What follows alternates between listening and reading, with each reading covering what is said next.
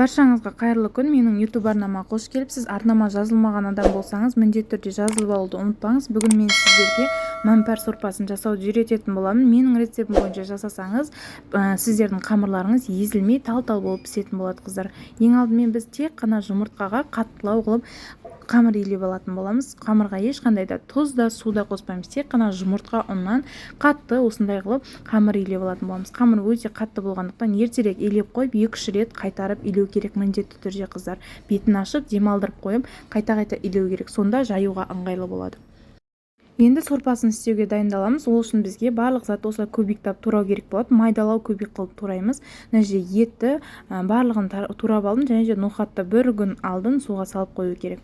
Енді қазанға май құямыз. Май кішкене қызғаннан кейін етті қуырып аламыз, суы тартылғанша. Кейіннен үстіне пиязды салып қуырамыз. Пияз қуырылғаннан кейін үстіне сәбіз бен помидорды салып тағы да қуыратын боламыз. Олардың барлығы қуырылып болғаннан кейін үстіне қайнаған су құйып, кейіннен ноқатты салатын боламыз.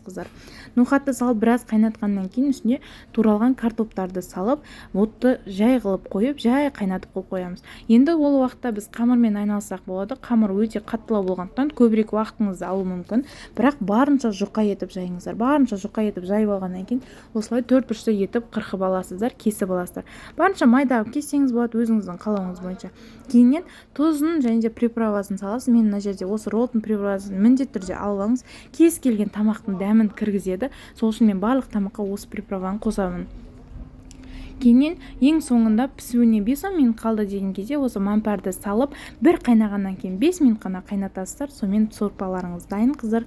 Керемет болып шығады. Міндетті түрде осы рецептпен жасап көріңіздер. Сонда үйдегі барлығына ұнайтын болады, қыздар. Көріп тұрғандарыңыздай барлық қамыр тал-тал болып шыққан, және де ешқандай сорпа бұламық болып кетпеген, қыздар. Соңына дейін қарағаныңыз үшін рахмет.